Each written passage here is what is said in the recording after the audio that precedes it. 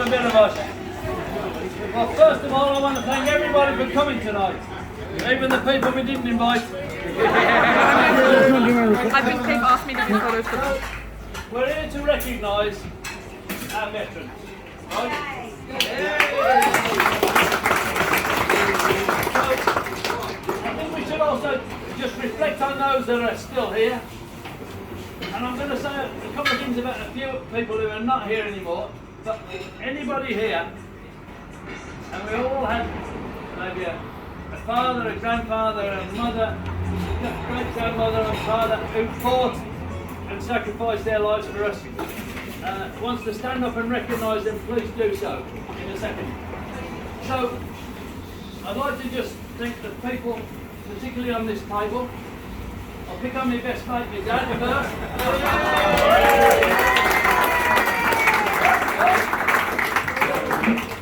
Second World War, Battle of the Atlantic, D-Day, Far East. Now we have some others. We've got Jeff, who was in the 5th Royal Australian Regiment.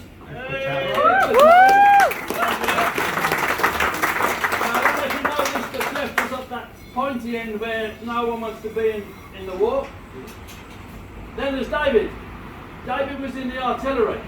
He was the one that was firing the shells over the top of Jeff. And Jeff, did anyone drop short? Well, if you ever played golf with David, some of his shots often drop short. David was in the artillery, so you're going to have to let you go, David. We got Tim, who was in the task force headquarters in doing Nimidak. Correct?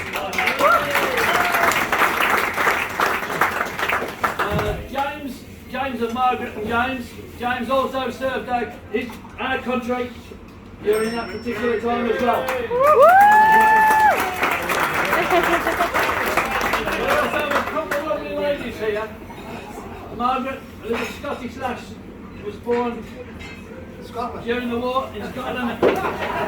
Helped feed all the troops during that time. And our lovely Alain, who's from France. She was born just after the Germans got kicked out by this fella here. Now, so, just to reflect on parents and grandparents and everybody that we know that sacrificed, I'm just going to mention two. If anybody wants to stand up afterwards and say a little bit about any relation, please do so. But I often think about my mate Pete Dawson. His father was on Lancasters during the war, and I don't know if you know this, but my ringtone whenever he rings me is the Dam Busters. And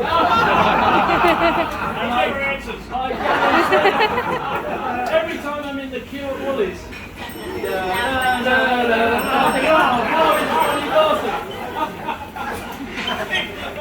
then there's my next door neighbour and my mate, Macca. Now, his dad was in Changi for 4 years. Now, you think we've had 2 years of the lockdown and we're all beat up. Can you imagine 4 years in Changi, right? Now, Macca, I have to say I've got to get a ringtone for you. Because he rings me and says, you know the beer garden's open. So I'm going to get red wine. No more red left. So, is there anybody who would like to just stand up and reflect on a parent, grandparent? If you don't, that's fine. Now, I'd like to talk about my cousin. I got back from Vietnam and he was just called up and he was going over like I wasn't. And I said, well, just keep your head down, so you'll be alright, because there's 3 weeks you should do it. That's what happened.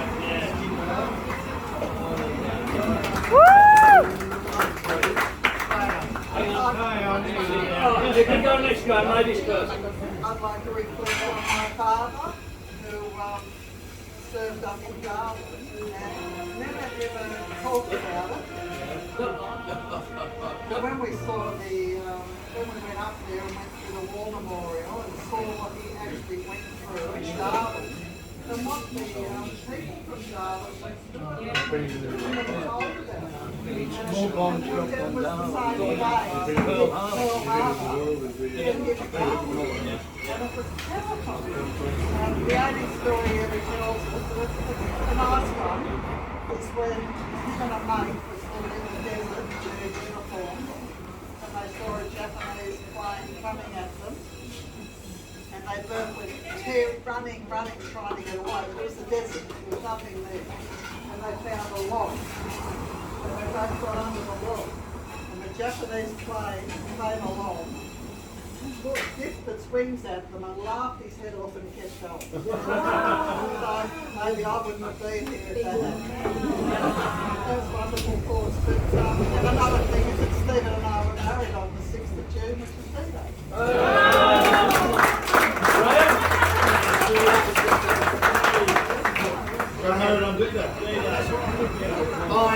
My godfather, Tom, was North African campaign, Ratchet Brook. He got captured 3 weeks after they entered, and he was dead for 5 weeks. And my mum used to talk about the time he came home, it was Christmas, and they'd sit at the table, and Uncle Tom would keep finishing stuff off the table. Yes, they were just so hungry, they just couldn't stop. So it was just one of those things that you remember in life. Anybody else? Margaret? I agree with you about the pandemic and how people we about I agree. We haven't had it. No. My mum is very, very well. And then he went to war, captured, was in Chadi, on the railway, and then died 3 days before the war ended. And then my dad, who was also seriously he worked for Westpac, and he went round to see my mum because he known both of them to make sure she was right financially and everything was okay. And then they started going out, and that's why.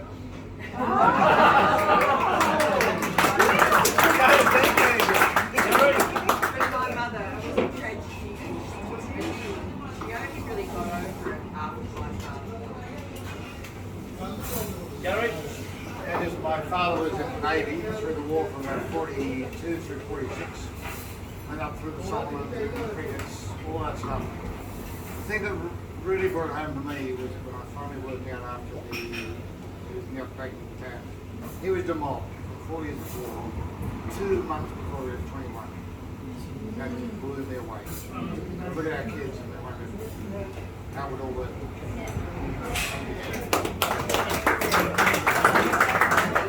I'd just like to say, I have a grandfather that I knew,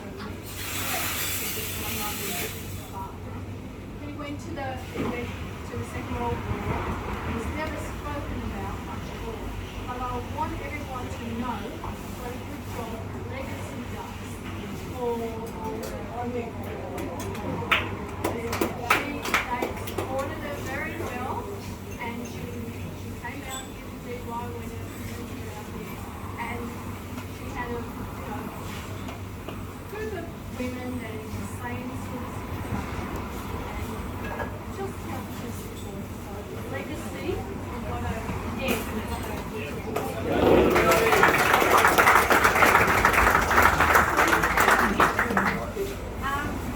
I'd just like to talk about my goddaughter who got married to absolutely most wonderful man, and it was only about 6 weeks later after they were married that he had to go to Afghanistan, and she was expecting a baby, only just.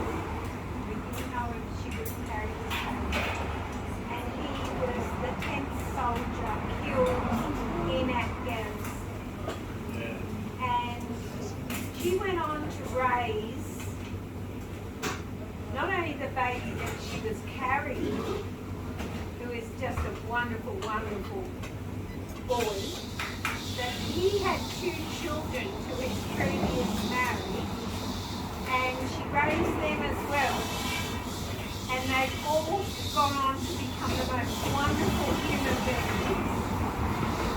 And they constantly remember their father so well. I see so much of how they respected and loved their father.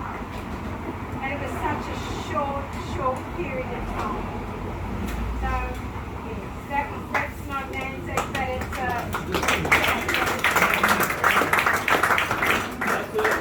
Jeff, tell him. Yeah, my dad was in New Guinea during the Second World War. Apparently it was more interesting stories were about how in Germany he was captured twice. The first time he was captured, he was looking really good. He got away, he was in the lap of pub, he got too pissed, and when everyone said, "Oh, he said, God save the king." But he escaped again. He ended up staying on the farm. This German woman was missing her husband, never saw him again. He just left the farm. He never got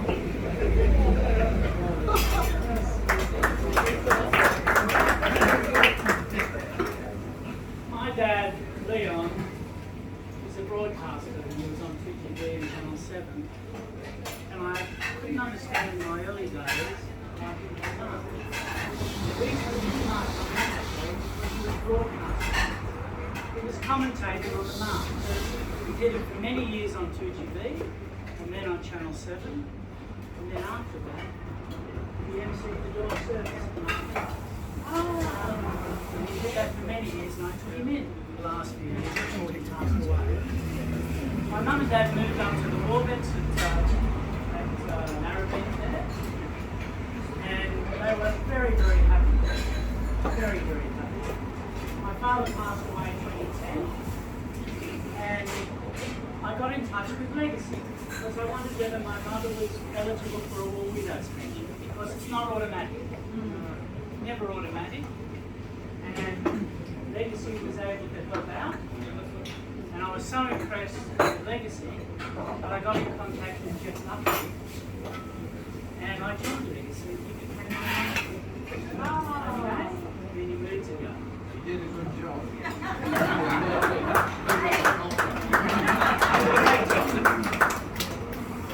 While I'm up, I'm going to talk a bit about the rosemary that I gave you all. Alright? Now that was presented by Legacy. Okay? The tradition of rosemary is traced back to the Roman soldiers marching into battle. Soldiers would pick a sprig of rosemary and give it to the closest comrade, who would wear the rosemary to signify trust, friendship, and remembrance. On the hills of Gallipoli, wild rosemary grew, and Australian and New Zealand soldiers picked a sprig of rosemary. For us, it is a symbol of remembrance for those who paid the ultimate sacrifice. Rosemary is the gift from Legacy to the public. Okay? But if anyone wants to donate, they can give their donation and it will go to Legacy straight away. Okay? So thank you all. And thank you.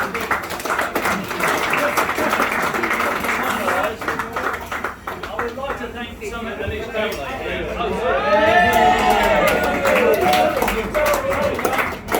One more.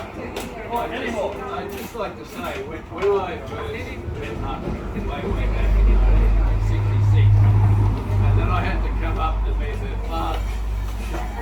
Well, he had been through World War II and it was shit. He had undiagnosed PDS, whatever it's called these days. Now, he suffered immensely in the fact he was an incredibly intelligent man, and his whole life he was disappointed he could not achieve what he wanted to.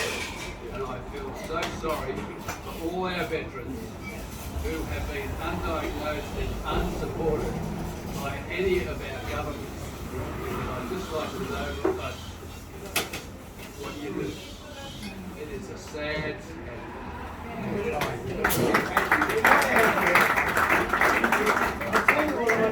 found to be seriously, our country looks after its veterans better than anybody in the world I believe.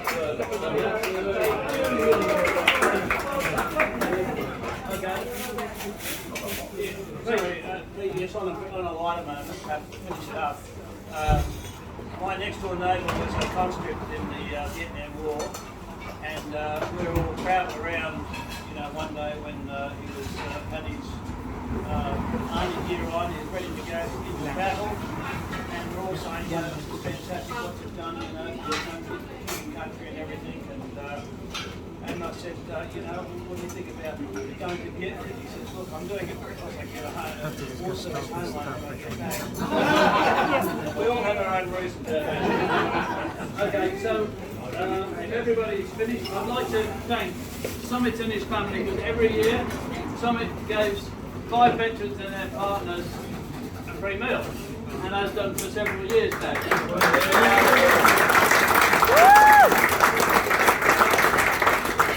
Summit's grandfather served in the British Army during the Second World War, and we're proud of his service, and thank you for that service.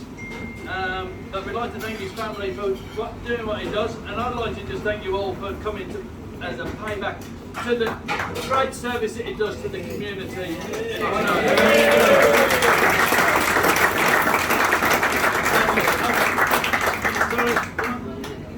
I'd like to say thank you to Peter Hensman, because he has organised all of us on this very, very memorable and moving day. And thank you also to GurTaj for the delicious food. But heck, without you, you're the linchpin. No, but without you, it doesn't. Without you, you're the linchpin. One last thing, and I asked Tim if this was fair dinkum that we do this. So we're going to all stand to do the oath, and all the bits that go with it. Right? So if you'd like to, and if you haven't done geography, west is that way, by the way.